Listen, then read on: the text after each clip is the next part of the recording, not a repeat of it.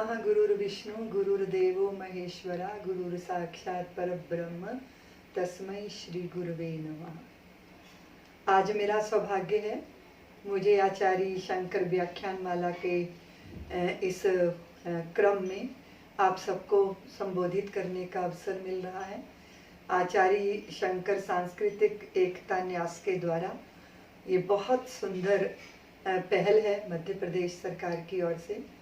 पूरे भारत नहीं अपितु वैश्विक स्तर पर एकात्मता के बोध से भर जाने की जो अद्वैत मत की विधा है, वो विद्या, वो ब्रह्म विद्या सब तक पहुँचे और पूरे विश्व के अंदर और हमारे भारतीय समाज में एकात्मता के मंत्र को हृदय में धारण करके हम एक दूसरे में एकमेक हो जाएं। बहुत विचित्र परिस्थितियां अभी विश्व के सामने हैं। वैश्विक स्तर पर हम देखें तो सारा विश्व कोरोना की जो है वो महामारी से जूझ रहा है। जिस तरह की परिस्थितियां विश्व के अंदर बनी, ये हमारी तरह के लोगों के लिए बड़ा विचित्र और पहला अनुभव है, जब सारी दुनिया अपने घरों के अंदर कैद हो गई और इस कोरोना वायरस से लड़ने के लिए लोगों ने अपने आप को सामाजिक दूरियां अपने लिए निश्चित की। और उसके बाद भी ये वायरस इस तरह हावी हुआ मनुष्यता पे कि न जाने कितने परिवारों के घर जो हैं वो उनके चिराग बुझे, बच्चों के सर से माँ पिता के साए उठे और बहुत सारी पत्नियों ने पतियों को और पतियों ने पत्नियों को, माँ पिताओं ने अपनी संतानों को और संतानों ने अपने माँ पिता को खोया है। हमने देखा है कि इस भयंकर बीमारी से सारा विश्व जूझ रहा है। हमारे देश के अंदर भी हमारे देश के प्रधानमंत्री जी ने बहुत समय पर ये घोषणा की कि हम लॉकडाउन में जाएंगे और सब लोग अपने सीमाओं में रहेंगे, अपनी अपनी लक्ष्मण रेखा, मर्यादाओं की लक्ष्मण रेखा में रहेंगे। और हम बहुत हद तक इस बीमारी को, इस महामारी को जीतने में अभी हमारे लिए चुनौतियां हैं, लेकिन फिर भी हम अपने को सक्षम अनुभव कर रहे हैं। ये अगर देखा जाए तो भारत की जो जीवन जीने की विधा है, इस बुरे अवसर पर, ये जो विपरीत अवसर है, ये जो विपत्ति का अवसर है, इस पर वो काम आई। निश्चित रूप से हमारी संस्कृति कहती है कि जब विपत्ति आती है तो कायर को ही दहलाती है, सूरमा नहीं विचलित होते, पलेक नहीं धीरज खोते, विघ्नों में राह बनाते हैं, कांटों को गले लगाते हैं, मुख से न कभी उफ कहते हैं, जो आ पड़ता सो सहते हैं, खम ठोंक ठेलता है जब नर, तो पर्वत के जाते पांव उखड़, मानव जब जोर लगाता है तो पत्थर पानी बन जाता है। ये वो साहस है कि अगर हमने किसी चीज को ठान लिया, संकल्पवान हो गए, तो निश्चित रूप से हम उस पर अंकुश कर सकते हैं। लेकिन अंकुश तो करना है अपने मन पर, और हमारा धर्म, हमारी संस्कृति वो यही विधा सिखाती है जीवन की कि आप जयी बने, अपने मन पर जय करें, अपनी इंद्रियों पर जय करें, संयम के मार्ग को अपनाएं और संचालित ना हो चपल मन से। संचालित होना है तो विवेकवती बुद्धि से आप संचालित हो। ये हमारे सनातन की, ये भारतीय धर्म की विधा रही, देशना रही, और बहुत बड़ा सूत्र हमें हमारे ऋषियों के प्रसाद के रूप में हमें प्राप्त होता है। इसीलिए भारतीयों के लिए संयम करना, उपवास करना, व्रत करना, अपने आप को सबसे अलग रखकर भी सब में अपने को और सबको अपने में अनुभव करना, ये हमारे जीवन का, हमारी आध्यात्मिक शक्ति का ये बहुत बड़ा प्रसाद है जो हमें सहज रूप से प्राप्त हुआ है। क्योंकि सबसे बड़ी चुनौती है संयम। अब आप देखिए कि जिस तरह का कोरोना वायरस जिसने पूरी दुनिया को ग्रसित किया, वो चाइना के द्वारा सारी दुनिया को मृत्यु परोसी गई। और चाइना के खान पान को अगर आप देखेंगे, उनके तौर तरीके जीने के आप देखेंगे, तो आपको बहुत बड़ा आश्चर्य होगा कि ऐसे भी मनुष्य हैं जो हर जीव जंतु को अपना भोज्य बना लेते हैं। कितना विचित्र है कि तड़फते हुए जीवों को जो है उन्हें मजा आता है कि जब वो फ्राई किए जाते हैं, वो तड़फते हुए जिंदा, वो देखकर ही विभत्स दृश्य सम्मुख आता है। हम भारतीय तो ऐसी कल्पना भी नहीं कर सकते। लेकिन निश्चित रूप से जब वैश्विक स्तर पर आप देखोगे तो पूरी दुनिया एक परिवार बन चुकी है, दुनिया तो एक गांव बन गई। जब दुनिया गांव बन गई है तो फिर इसका अर्थ क्या है कि पड़ोसी के सुख दुख आपको प्रभावित करेंगे, उसका आचरण या दुराचरण दोनों आपको प्रभावित करेंगे, उसका सदाचरण या दुराचरण दोनों आपको प्रभावित करेंगे, उसकी करुणा या उसका क्रोध ये दोनों आपको प्रभावित करेंगे, उसका सुख हो या दुख ये दोनों आपको प्रभावित करेंगे। और वैसे भी सुख दुख के ताने बाने में हम सब अंतर्गुंफित ही होते हैं, क्योंकि इस फैले चेतन कानन में पादप कोई नहीं अकेला, सुख दुख के ताने बाने से सब सबसे अंतर्गुंफित है, मुझ में ही सब होती हलचल, मुझ में ही सब लगता मेला, हर पनघट मेरा पनघट है, हर गागर मेरी गागर है, ले कोई भी स्वाद अमृत का समझो, मैं समयुक्त हो गया। हम प्रभावित होते हैं। 11 वर्ष के बाद सूर्य में जब विस्फोट होते हैं तो भारत नहीं अपितु विश्व की धरती पर युद्धों की कहानियों की लेखनियां प्रारंभ हो जाती हैं। चंद्रमा जब पूर्ण होता है तो हमारा मन चपल हो जाता है, और जब अमावस्या होती है तो मन की चपलता शांत हो जाती है। तो ग्रह नक्षत्र तारिकाओं और तमाम तरह की जो है वो चीजों के साथ अंतर गुंफित है संपूर्ण विश्व, संपूर्ण चेतना। इसलिए हम भारतीयों ने जब आध्यात्मिक दृष्टि से संसार को देखा तो हमारे लिए कोई दूसरा है ही नहीं, द्वैत है ही नहीं। इसलिए अद्वैत भाव का स्थापन किया आचार्य शंकर ने। तो मैं निवेदन ये कर रही थी कि जब सारी दुनिया एक है नहीं, सारा ब्रह्मांड एक है, अस्तित्व ही एक है, हम उसमें अलग थलग है ही नहीं है, उस एकात्मता का बोध देने वाली आचार्य शंकराचार्य की वो वाणी हम सब के समस्याओं के समाधान के रूप में हमारे सम्मुख प्रस्तुत होती हुई दिखाई देती है।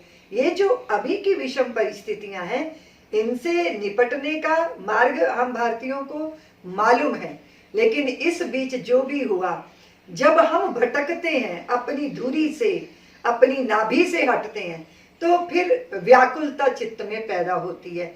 जैसे अभी इस महामारी से सारी दुनिया जूझ रही है, उसके बाद भी लोगों के पास संयम नहीं दिखाई देता।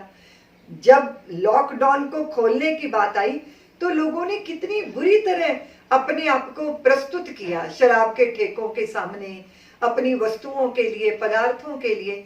ये सब देख के आश्चर्य होता है कि भारत जैसा देश, जहां पर आद्य गुरु शंकराचार्य जी महाराज की देशना है, ऋषियों का प्रसाद है, संयमित जीवन देने की और जीने की देशना है, वहां हम इतने व्याकुल चपल और किस तरह अपने ऊपर संयम ना रखने वाले। तो मैं सोचती हूँ कि ये जो विषम परिस्थिति आई, इसमें वो अध्यात्म जो हम कहते और सुनते हैं लेकिन प्रैक्टिस में नहीं लाते, औरों को समझाने में तो हम बड़े चतुर हैं, हमें गुरु बनने का अवसर मिले तो हम चूकना नहीं चाहेंगे, लेकिन अगर शिष्य बनने का अवसर मिले तो फिर शायद ही हम शिष्य हो पाते हैं। कोई भी चीज, कोई भी बात, वो चाहे कितनी भी श्रेष्ठ क्यों ना हो, अगर वो हमारी आचरण का हिस्सा नहीं बनती तो फिर वो हमारा भाग्य नहीं बदल सकती। इसलिए भाग्य को बदलने का एक ही तरीका है कि सद्विचारों को अपने आचरण और व्यवहार में लाया जाए। इस बीच क्या हुआ कि कुदरत ने अपना शोधन कर लिया। इतना अद्भुत गंगा का जल पवित्र तो था ही, पर इतना स्वच्छ हो जाएगा, कितनी अद्भुत तरीके से मां नर्मदा की धारें पवित्रता और स्वच्छता की संवाहक बनी। मनुष्य कैद हुआ और सारी कुदरत उत्फुल्ल होकर, आजाद होकर, स्वतंत्र होकर अपने स्वरूप में खिलती हुई दिखाई दी। न जाने कितनी तरह की तितलियां, न जाने कितने तरह के पक्षी, और वो जंगलों की सीमा में बंधे हुए वो सब पशु भी सड़कों पर मौज मस्ती करते हुए दिखाई दिए। गंगा जी में लोगों ने डॉल्फिन को देखने का अवसर प्राप्त कर लिया। सहारनपुर में बैठे लोगों को हिमालय की वो अद्भुत बर्फ से लदी श्रृंखलाएं उनको देखने को मिल गई। इसका अर्थ क्या था कि मनुष्य इतना प्रदूषण पैदा करता है कि उसने सबका ही जीना हराम किया, सबका ही जीना दुश्वार किया और दूभर कर दिया। भारत की धरा जो संस्कृति हमें देती है, उसने कहा कि सस्य श्यामला धरा बनानी चाहिए, लेकिन हमने क्या धरा बनाया? प्रदूषित से युक्त किया। अपनी निरंकुश लालसाओं ने हमें इतना भोगवादी नजरिया दे दिया कि हम सब कुछ खुद के लिए भोगना चाहते हैं। सुखी होने की चाह हमारी, हम भूल ही गए कि सुख तो दिखता है मृग मरीचिका की तरह। आप जिसे पाने के लिए दौड़ रहे हो वहां सुख है नहीं है। जैसे मृग दौड़ता है, उसे दिखाई देती है रेत पर जल राशि, लेकिन जब वो वहां पहुंचता है तो जल और दूर दिखाई देता है, फिर वो दौड़कर उस जल को पाने का प्रयत्न करता है। इसी को तो मृग मरीचिका कहा है। यही तो मृग मृषा है कि सुख जहां दिखाई देता है सुख वहां है नहीं। आद्य गुरु शंकराचार्य जी ने कहा कि सुख दुख की झूठी चाह नहीं, अब जीवन मरण स्वप्न सा है, अब भला मृत्यु का डर कैसा, हम स्वयं मृत्यु को मार चले। सुख कहीं बाहर नहीं है, वस्तु और व्यक्ति में सुख नहीं है, सुख विषय में नहीं है। सुख स्वरूप हमारा स्वतः स्वरूप ही सुखकारी है, इसलिए सुख स्वरूप में विराजना। तो उनकी ये देशना है कि आप जिसे दूर देखते हो वो दूर नहीं है, दरअसल मंजिल वही थी, कदम उठा था जहां से पहला। इसलिए सुख पाने के प्रयत्न नहीं किए जाते, क्योंकि बाहर जहां सुख दिखाई देता है वो वस्तु, व्यक्ति, परिस्थिति, हालात, वो सब जो अभी सुख दे रहे हैं वो समय नहीं लगेगा जब दुख का रूप धारण करके खड़े हो जाएंगे। इसलिए जगत को पाने की ये जो तृषा है, ये तृषा ही रहती है। ये दुनिया अजब खिलौना है, मिल जाए तो मिट्टी है, ना मिले तो सोना है। जिसे आपने नहीं पाया वही सुख बनकर आपको लुभाता है, आकर्षित करता है। जब आप उसी वस्तु, परिस्थिति, हालात, व्यक्ति को पालोगे तो फिर वो अपने मायने खो देता है। असल में सुख कहीं बाहर है ही नहीं, आप अपने आप में विराजिए। इसलिए जब आप स्वरूप में स्थित होते हैं, अपने चतुष्टय अंतःकरण के परे अपनी चेतन सत्ता के बोध से भरते हैं, तो आपकी ये व्याकुलता, ये चपलता, ये पाने और खोने के द्वंद्वों से आपका चित्त मुक्त हो जाता है। इसलिए आद्य गुरु शंकराचार्य जी ने बहुत बड़ा प्रसाद दिया मनुष्यता को। दरअसल मंजिल वही थी, कदम उठा था जहां से पहला। सतगुरु की जिन पर कृपा हुई उनको तो सीधी राह मिली, पग पग पर मंजिल प्यार करे, अनचली गली का राही हूँ, हम सफर मिले तो कहाँ मिले। मन की चालाकी जान गए, हम अपने को पहचान गए, अब फानी को तो फना किया, लाफानी से जा गले मिले, अनचली गली का राही हूँ, हम सफर मिले तो कहाँ मिले। कितना सुंदर, कितनी खूबसूरत विधा है ये। सारे संसार के अंदर बात समरसता की चलती है, समानता की चलती है, लेकिन हमारे आद्य गुरु शंकराचार्य जी ने कहा कि एकात्मता के सूत्र में जब स्वयं में ही अपना ही दर्शन सामने वाले के साथ करोगे तो आप में वैसे ही सद्व्यवहार आ जाएगा, आपके व्यवहार में सदास्यता आ जाएगी, क्योंकि आपके अतिरिक्त और कोई कुछ कहीं है ही नहीं। ऐसी दृष्टि देने वाले आचार्य शंकर, उनके इस अद्वैत बोध से भरी हुई वृत्तियां जिस जिसने धारण की, उसके जीवन में सहज रूप से विनम्रता आई, सहजता आई। और हमारे जीवन का असली सुख और आनंद है सहज हो जाना। तो स्वरूप सहज है, अपने स्वरूप में विराजना। इसके लिए सारी साधनाएं उनका सार ये है कि आप सहज हो जाएं, अपने स्व में विराजमान हो जाएं। असल में स्वास्थ्य का अर्थ ही यही है, जो स्वयं में स्थित हो गया वो स्वस्थ हो गया। असल में स्वच्छंद शब्द इतना बुरा नहीं है जितना बदनाम हो गया है। जिसको भीतर का छंद जागृत हो गया वही स्वच्छंद। और ये स्वच्छंद तब हम होते हैं जब मन की बकवास और मन के रोला, जिसको बोलते हैं ना मन का शोर शराबा, मन के द्वंद, मन की ऊहापोह, मन के तूफान, वो उससे परे जब हम अपनी आत्मिक सत्ता से परिचित हो जाते हैं, तब ये सागर की उठती हुई लहरों के परे एक गहरा समुद्र हूं मैं, ये बोध होते ही सारी जो है वो भाग दौड़ समाप्त हो जाती है। मैं विचार कर रही थी कि इस कोरोना काल में जब इतने दिनों तक लोग घरों में रहे, कईयों के लिए वो कैद थी, लेकिन कईयों के लिए वो जीवन की साधना बन गई, स्वयं को आकलन करने का अवसर बन गया। और लोगों ने इतनी सुंदर तरीके से जीवन को जिया कि वो स्वयं अनुष्ठान बन गए। एक होता है अनुष्ठान करना और एक होता है जीवन का ही अनुष्ठान बन जाना। सबसे पहली बात है, इस एकात्म बोध को प्राप्त करने के लिए आत्म साक्षात्कार की जरूरत होती है। और आत्म साक्षात्कार के लिए शारीरिक शुद्धियां और शून्यता के बीथियों में से गुजरना होता है। शारीरिक शुद्धि खान पान से निश्चित होती है, जैसा होगा अन्न वैसा बनेगा मन।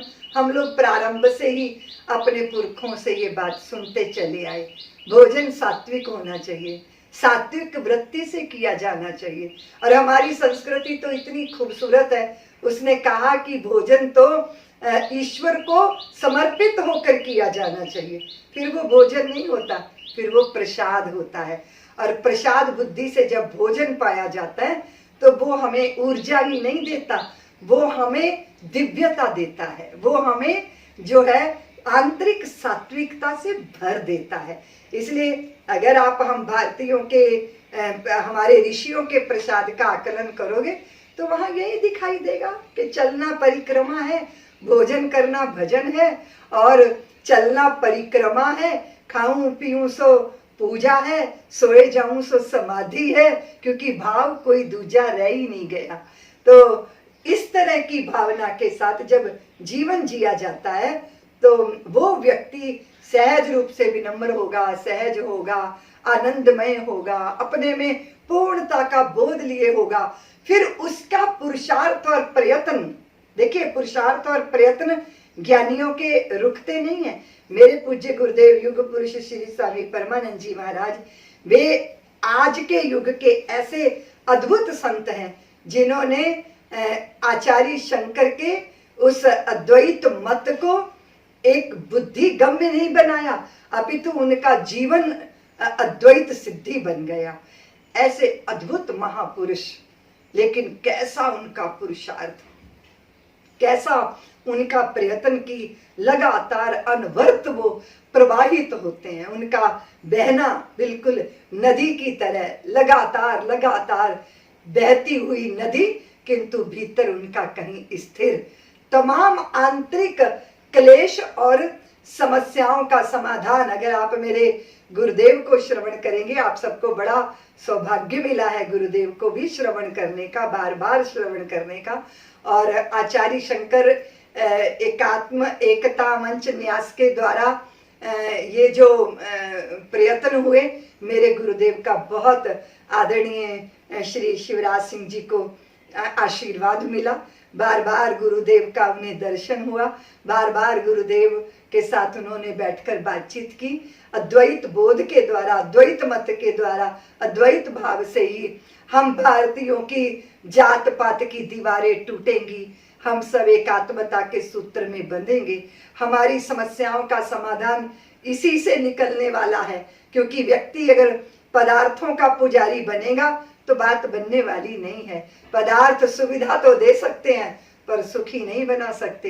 इसलिए असली सुख तो आत्मबोध में है, अपने आप में विराजने में है, इस पूर्णता के साथ। और मेरे गुरुदेव जब रशिया गए तो उन्होंने वहां लोगों से कहा कि लेनिन ने बाहरी संसार को सुखी बनाने का प्रयत्न किया, रोजी रोटी और मकान, ये ठीक है, जरूरी है, लेकिन ये पूर्णता की तरफ हमें नहीं ले जाता। ये शरीर की जरूरत है, लेकिन हम खाली शरीर ही नहीं है, हम जीवन हैं, और जीवन की जरूरत है ज्ञान, अनंत ज्ञान हमारी जरूरत है। शरीर की आवश्यकता सीमित होती है, लेकिन हमारे जीवन की आवश्यकता असीम है, और ज्ञान भी अनंत है और असीम है। ऐसा बोध उन्होंने रशिया जाके जब दिया तो सारा समाज उनके पीछे, उनका अनुकरण, उनका अनुगामी बनकर धन्य हो गया, कृतार्थ हो गया। तो मैं आपसे निवेदन कर रही थी कि ये जो समस्या हमारे सामने है, या सारी मनुष्यता की जो समस्या है, वो यही समस्या है कि व्यक्ति अपने सुख के केंद्र बिंदु से च्युत हुआ, प्रकृति के द्वारा संचालित परिधि में घूमता हुआ, 84 लाख योनियों के भटकाव में भटकता हुआ। और आदि गुरु शंकराचार्य जी ने कहा, रुको, ठहरो, अपने में स्थित हो जाओ। और ऐसा पूर्णता को प्राप्त किया व्यक्ति, उसके प्रयत्न और पुरुषार्थ स्वयं के अधूरेपन को दूर करने के लिए नहीं होते, अपितु सृष्टि को धन्य करने के लिए होते हैं। इसलिए अगर आपकी धरती वृक्षों से वंचित हुई, तो हमारी निरंकुश आकांक्षाओं की भेंट चढ़ी है वो। उस पृथ्वी को वृक्षों की हरियाली की साड़ी पहना दीजिए, प्रयत्न कीजिए। जहाँ सस्य श्यामला धरा ना हो, नभ हवन धूम्र से भरा ना हो, जहाँ प्रकृति सुंदरी के अधरों पर मधमाती मुस्कान नहीं, वो मेरा हिंदुस्तान नहीं। जहाँ सात दशानन ने हर ली मानवता की मिथिलेश लली, आदर्श राम के नेत्रों से स्नेह अश्रु की धार बही, अब कौन व सक्षम रूप धरे, सारथ की लंका दाह करे। जहाँ प्रगट पराक्रम ज्ञान रूप श्री राम भक्त, हनुमान नहीं, वो मेरा हिंदुस्तान नहीं। जहाँ राजनीति लग गई गले, कर्तव्य तले अपराध पले, जहाँ अपनी भूख मिटाने को आलस पुरुषार्थ को निगले, जहाँ न्याय खड़ा पछताता हो, कानून सत्य को खाता हो, जिस धरती पर ईमान नहीं, इंसान जहाँ इंसान नहीं, वो मेरा हिंदुस्तान नहीं। जहाँ वासनाओं का नर्तन हो, नित नया भेष परिवर्तन हो, जहाँ सुमुची सभ्यता के तन पर मर्यादा का परिधान नहीं, वो मेरा हिंदुस्तान नहीं। सस्य श्यामला धरा, नव हवन धूम्र से भरा, हरितिमा से ओतप्रोत, और नदियों के प्रचुर जल राशि से भरी हुई नदियों के प्रवाह। भारत, ऐसा भारत, उस भारत का निर्माण करने के लिए सक्रिय रहो, पुरुषार्थी रहो, परिश्रमी रहो, मेहनत का पसीना बहाओ। लेकिन अपने अधूरेपन को दूर करना है तो बाहर सारा संसार भी पालोगे तो भी उस सिकंदर की हालत के जैसी ही हालत होने वाली है कि अंतिम समय तक भी सारे संसार को जीतने का दम्भ भरने वाला व्यक्ति देखता है कि मैं भीतर से कितना खोखला, कितना खाली, कितना रिक्त, कितना अधूरा, कितना व्यर्थता से भरा हुआ और कितना बेचैनी से ओतप्रोत हूँ। ऐसा जीवन नहीं जीना। इसीलिए मेरे गुरुदेव कहते हैं कि पूरे संसार के सारे पुरुषार्थों को जियो, जी भर के प्रयत्न कीजिए, लेकिन अपनी पूर्णता के लिए आपको प्रयत्न नहीं करने, अपितु बोधपूर्ण दैविक बुद्धि का स्वामी बनना है। मैं सोच रही थी कि कोरोना की चुनौती आई सामने, बहुत सारे प्रदर्शनों से मुक्ति मिल गई। इतने सारे प्रदर्शन किसके लिए कर रहे हैं हम? दुनिया को रिझाने के लिए। हमने सामान क्यों इकट्ठा किया? दुनिया से सम्मान पाने के लिए। हम शादी विवाह में व्यर्थ खर्चे क्यों करते हैं? दुनिया की नजरों में आने के लिए। ये किसके लिए हो रहा है? क्योंकि भीतर से कुछ अधूरा है जिसे हम बाहर की प्रतिष्ठा से भरना चाहते हैं। समझ रखिएगा, सतह पर नजर रहेगी तो गड़बड़ हो जाएगा। आप मुझे अपना शिष्य बना लीजिए। गुरुदेव ने कहा, तुम्हें कैसे शिष्य बना लूं? मेरी शर्तें हैं, मेरी कुछ शर्तें हैं। उसने कहा कि क्या शर्तें हैं आपकी? तो उसने कहा कि जब तक मैं बाल्टी में जल न भर लूं, तुम बीच में रोकना मत, बोलना मत। उसने सोचा कि अरे ये तो बहुत बड़ी बात नहीं है, मैं क्यों बोलूंगा, आप बाल्टी में जल भरिए। उस महात्मा ने क्या किया, उसके पास 2 बाल्टियां थी। एक बाल्टी से उसने कुएं से पानी निकाला और एक बड़ी बाल्टी थी जिसपे उसने कुएं की उस पानी को भरना प्रारंभ किया। जैसे ही उसने बाल्टी कुएं से पानी से भर के बाहर निकाली और बड़ी बाल्टी में उस पानी को उंडेला, तो वो जो शिष्य बनने आया था उसके मन में हलचल मच गई, क्योंकि उसने देखा कि ये महात्मा बिना पैंदी की बड़ी बाल्टी में पानी भर रहा है। उसने दोबारा उस बाल्टी को भरा, फिर बड़ी बाल्टी में पानी कुएं का उंडेला, लेकिन वो जितना भी पानी भरता जा रहा था वो नीचे से पानी बहता जा रहा था। अब इससे रुका नहीं गया। इसने कहा कि महात्मा आप मुझे शिष्य बनाओ या ना बनाओ, लेकिन एक बात तो जरूर है कि आपका स्क्रू कुछ ढीला हो गया है। आपको इतना भी नहीं पता कि बिना पैंदी की बाल्टी में पानी नहीं भरा जा सकता? सारी जिंदगी लगे रहोगे तब भी बात बनने वाली नहीं है। तो वो महात्मा बोले कि तू जा, अभी चला जा, क्योंकि तूने अपनी अयोग्यता सिद्ध कर दी। अब तुझे मैं अपना शिष्य स्वीकार नहीं करूंगा। हाँ, मैं जाता हूं, तुम्हारे जैसे व्यक्ति के पास रह के कुछ होने वाला भी नहीं है। और वो लौटा अपने घर। रात्रि को जब बिस्तर पर लेटा तो उसके दिमाग में आया कि कुछ चूक हो गई मुझसे, कुछ गलती हो गई मुझसे। वो व्यक्ति इस तरह का आचरण कर रहा था तो जरूर उसके पास कुछ होगा, क्योंकि जब मैंने उससे शिकायत की तो उसने कहा था कि मेरी दृष्टि सतह पे होती है, मेरी दृष्टि पैंदी में नहीं होती। जरूर इसमें कोई रहस्य होगा। तो उस व्यक्ति को लगा कि मुझे वहां जाना चाहिए। वो बड़ा अनमोल आदमी है, वो बड़ा कीमती व्यक्ति है, जरूर मुझे लौट के जाना चाहिए। वो लौट के आया, उसने कहा मुझसे गलती हो गई, मैंने कल आपको बीच में टोक दिया था, मुझसे गलती हो गई, मुझे चुप रहना चाहिए था। शायद आप मेरी परीक्षा ले रहे थे, शायद आप ये कहना चाहते थे कि जहां नहीं बोलना वहां नहीं बोलना, शायद आप मेरे मौन की परीक्षा ले रहे थे, पर मैंने अपना मौन तोड़ दिया। पर मुझे ये बताइए, आपने ये क्यों कहा था कि मेरी दृष्टि सतह पे होती है, पैंदी पे नहीं होती? आपने ऐसा क्यों कहा? महात्मा ने कहा, मैं तुम्हें अस्वीकार कर चुका हूं, मैं तुम्हें अपना शिष्य नहीं स्वीकारूंगा, लेकिन एक बात तुम्हारे को जरूर कह देता हूं, और वो ये कह देता हूं कि लोग भरते हैं, जब खुद को भरते हैं तो उनकी दृष्टि सतह पे ही होती है, पैंदी पे होती ही नहीं। लोग जब खुद को भरते हैं तो धन से भरते हैं, प्रतिष्ठा से भरते हैं, और कदाचित कभी ध्यान से भी भर देते हैं, लेकिन उनकी दृष्टि अगर गहरी होती तो वो ये जानते कि गहरे में अगर पैंदी नहीं है तो आपका ये समस्त भराव धीरे धीरे धीरे धीरे धीरे धीरे आपको अस्तित्व के साथ जोड़ देता है, लेकिन लोगों की नजरें वहां तक जा नहीं पाती।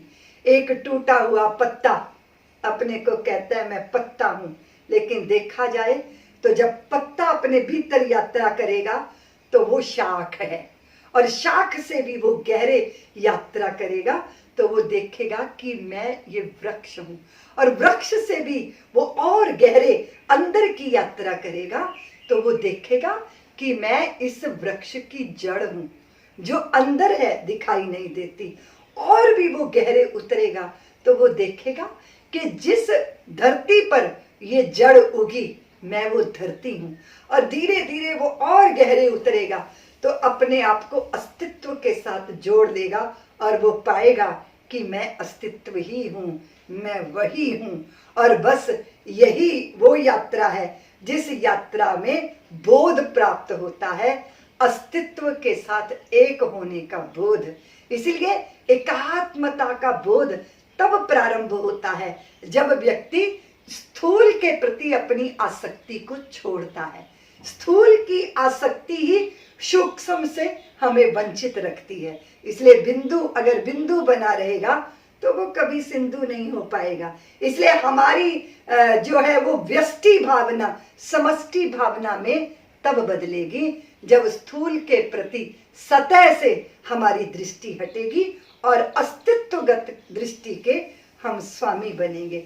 मैं यही विचार कर रही थी कि भारत की अद्भुत विधा, आचार्य शंकर की अद्भुत विधा, उन्होंने अस्तित्व को नकारा नहीं, परमात्मा को नकारा नहीं, अपने भीतर की दिव्यता को नकारा नहीं, उस दिव्यता के प्रति जागरण भाव को नकारा नहीं। उन्होंने कहा तू वही है, इसीलिए तत्त्वमसि अहम ब्रह्मास्मि, तू वही है, वही मैं हूँ, वही मैं हूँ। न कोई रूप है मेरा, न कोई नाम है मेरा, परे जो नाम रूपों के, वही मैं हूँ, वही मैं हूँ। इसलिए जब भगवान बुद्ध को किसी ने चरण छुए तो भगवान बुद्ध ने उनके चरण छुए, तो उन्होंने कहा कि आपने मेरे चरण क्यों छुए? उन्होंने कहा कि तुम भविष्य के बुद्ध हो, जो भी बीज है वो भविष्य का वृक्ष है, जो भी नर है उसके भीतर नारायण होने की संभावना है। इसलिए हम सब अपने भीतर उस नारायणी सत्ता को समेटे बैठे हैं। ऐसी दृष्टि देने वाली हमारी भारतीय संस्कृति, सभ्यता, और जब वो आत्मिक सुख और गहरा संतोष और आनंद मिलता है तो प्रदर्शन के ड्रामे खत्म हो जाते हैं। इसलिए मैं कह रही थी कि कोविड-19 की ये जो यात्रा रही, इस बीच न जाने ये वायरस कब तक हमारे साथ होगा। जब तक वैक्सीन नहीं आ जाती तब तक सजग रहो, सचेत रहो, सोशल डिस्टेंसिंग रखो, दिल जोड़े रहो, पर शरीरों से दूरियां रखो, मर्यादित रहो, बार बार हाथ धो, अपने को बचा के रखो। शरीर अनमोल है, शरीर की रक्षा करना हमारी जिम्मेदारी है, और शरीर ही वो एयरपोर्ट है जिसके माध्यम से हम परमात्मा के जगत में उड़ान भरेंगे। ये सारी विधा, ये सारी शिक्षाएं, इसको हमें जीवन में धारण करना जरूरी होगा, और वो तभी आएगा जब जीवन हमारा आध्यात्मिक बनेगा। इसीलिए ये अवसर है हमारे पास अपनी आंतरिक अवस्था को जानने का, अपनी क्षुद्रताओं को, दुर्बलताओं को, पर अपनी विशेषताओं को भी, अपनी बहुत सारी श्रेष्ठताओं को भी आकलन करने का अवसर है हमारे पास। मैं सोचती हूँ कि जब भी चुनौती आती है और जब भी विपत्ति आती है, जब भी हालात विपरीत होते हैं, तब हमें एक नया इतिहास रचने का अवसर मिलता है। हमें भी ये नया इतिहास रचना है। जिस तरह का कोरोना वायरस देश के अंदर फैला हुआ है, और अभी जैसे जैसे लोग आएंगे व्यवहार में और ये चीजें होंगी हमारे साथ, लोग कहते हैं इसके साथ हमें जीना सीखना होगा। इस सारे मामले में एक अजीब बात सामने आई। वो बात सामने आई कि अब व्यवहार के तौर तरीके बदल जाएंगे। देश के अंदर आर्थिक संकट भी आया, लेकिन स्वदेशी की भावना, स्वदेशी का मूल मंत्र, जिस तरह चीन के साथ हमारे संबंधों में खटास पैदा हुई है, मैं सोचती हूँ कि जब भी कोई भी विपत्ति आती है वो हमें नया इतिहास रचने का अवसर देती है। तो इतिहास रचिए, इस आत्मबोध को चित्त में धारण कीजिए। धार्मिक जगत में भी बहुत धार्मिक बन के दिखाकर दूसरों को धर्मात्मा बनकर दिखाना, इसकी कोई जरूरत नहीं होती है। अगर अवसर ना मिले, मंदिर जाने का मौका ना मिले, तो कोई बड़ी बात नहीं है। अपनी काया ही तो देवालय है जिसमें ईश्वर विराजमान है।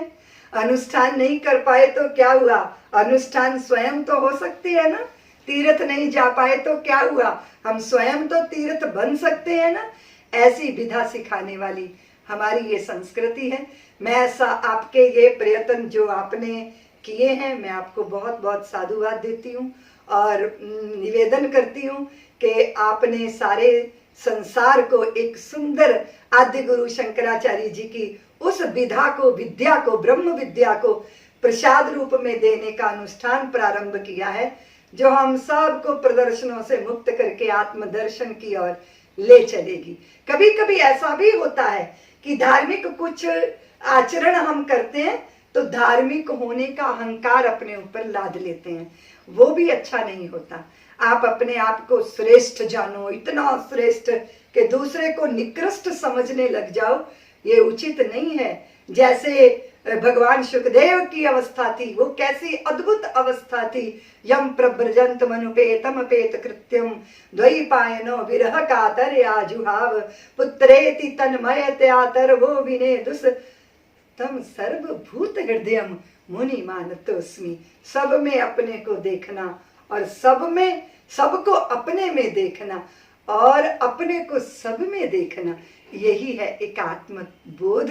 कोई खुशी नहीं अपनी भर, कोई पीड़ा नहीं पराई, चाहे मरघट का मातम हो, चाहे कहीं बजे शहनाई, हर घटना मुझ में घटती है, मैं सबका मानस विलास हूँ। सात स्वरों की बांसुरिया में कहीं हंसी है कहीं रुलाई, जग मुझ में हंसता गाता है, मैं सबका मानस मंथन हूँ।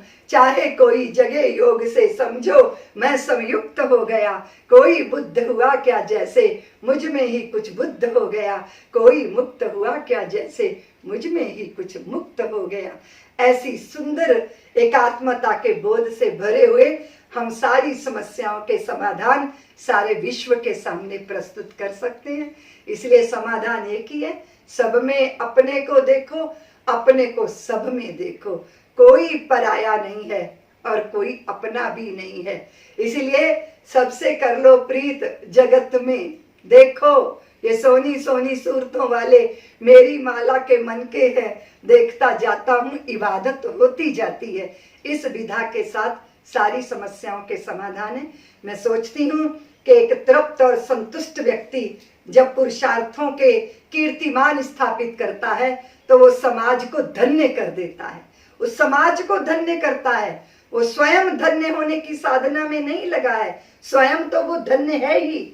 मैं हमारे आदरणीय श्री शिवराज सिंह जी को बहुत बहुत साधुवाद देती हूँ, जिन्होंने इस सुंदर विधा को, सुंदर अनुष्ठान को प्रारंभ किया। जब ओंकारेश्वर के सुंदर तीर्थ में मुझे अवसर मिला था उस मंच पे जाने का, जब हमारे उस समय आदरणीय शिवराज सिंह जी ने इसका प्रारंभ किया था, यात्रा करते करते वहाँ आए थे आप। मैं भी नीमच की कथा के पहले वहाँ गई थी और देखकर चित्त को इतना समाधान मिला और लगा कि शायद बहुत सारे संप्रदाय, बहुत सारी अपनी अपनी पूजा पद्धतियाँ, यद्यपि वो बहुत सारी अनेकताएं रखती हैं, लेकिन उनके भीतर एकात्मता का भाव रहता है। लेकिन अद्वैत भाव ही हम सारी समाज और संसार की समस्याओं के समाधान के रूप में, आपने जो इस मार्ग को पकड़ा है, आप निश्चित रूप से साधुवाद के पात्र हैं। मैं आपको कोटिशाह धन्यवाद देती हूँ, साधुवाद देती हूँ। और मैं विचार करती हूँ कि गहरे में कहीं ईश्वर ही आपसे ये सब करवा रहा है। कर्ता केवल परमेश्वर है, ना मैं कुछ हूँ ना तुम कुछ हो, उसने जिससे जो चाहा है उससे वैसा काम लिया है। तो अस्तित्व आपका उपयोग कर रहा है, अस्तित्व एक होना चाहता है, अस्तित्व एक है ही, लेकिन मनुष्य के दंभ और अहंकार ने दीवारें खड़ी की हैं।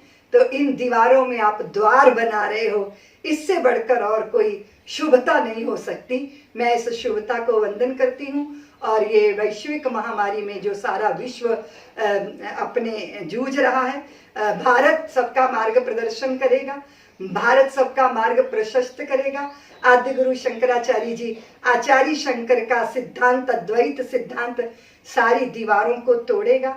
हम सब एक होंगे, एकात्मता के सूत्र में बंधेंगे।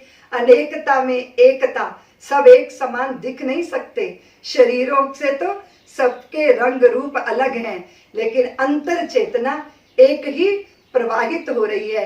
कोई सुमिरे या विसरा दे, कोई हो जाए सन्यासी या कोई संसार बसा ले, मुझसे दूर कहाँ भागेगा, चाहे सुप्त रहे या जागे। देखो वो संगीत उठा तो मेरे लिए निरुक्त हो गया, कोई बुद्ध हुआ क्या जैसे मुझ में ही कुछ बुद्ध हो गया, कोई मुक्त हुआ क्या जैसे मुझ में ही कुछ मुक्त हो गया। आत्यंतिक मुक्ति के इस प्रसाद के साथ जब हम मन से, शरीर से और चतुष्टय अंतःकरण से परे अपनी मुक्त चेतना में विराजमान होते हैं, तो धन्यता और आनंद के शिखर पर विराजमान होते हैं। तो ऐसा व्यक्ति जब चलता है तो बांटने के लिए चलता है, बटोरने के लिए नहीं चलता। इसलिए मैं अक्सर कहा करती हूँ, जो बांटा जाता है वो प्रसाद होता है और जो बटोरा जाता है वो विषाद होता है। इसलिए बांटने की इस विधा में आप लगे हैं, मैं आपको बहुत बहुत साधुवाद देती हूँ। सबने मुझे धैर्य से सुना, उसके लिए कोटिशाह धन्यवाद। किंचित मात्र गुरुदेव का प्रसाद मैंने आपको देने का प्रयत्न किया है। मेरी वाणी के अवरोध या कदाचित कुछ अनुचित वाक्य निकल गया हो तो आप सहृदय हैं, आप सज्जन हैं, निश्चित रूप से मुझ अल्पज्ञ को क्षमा करेंगे। बहुत सारी चोटें, बहुत सारी विपरीतताओं के बाद भी टूटना नहीं है, क्योंकि पत्थर जो चोट खा के टूट गया कंकर बन गया, और पत्थर जो चोट को सह गया शंकर बन गया। और ये जो महामारी जिससे हम जूझ रहे हैं, इससे डरना नहीं है। कदाचित अगर ये वायरस शरीर को लग भी जाए तो भी आप इससे बाहर आ सकते हो औषधियों के बल पर, लेकिन सबसे बड़ा है आत्मबल, सबसे बड़ा है संकल्प का बल। सबसे बड़ी बात है कि बीमारी को हावी मत होने दीजिए। मुश्किलें बहुत बड़ी नहीं है, संकल्प बहुत बड़े हैं। इसलिए बड़े संकल्प के साथ इस आदि व्याधि पे विजय पाई जा सकती है। मैं सबकी शुभकामनाएं, सबकी मंगल कामनाओं की भावना से भरी हुई वाणी को विराम देती हूँ। जय भारत, जय आद्य शंकराचार्य जी महाराज।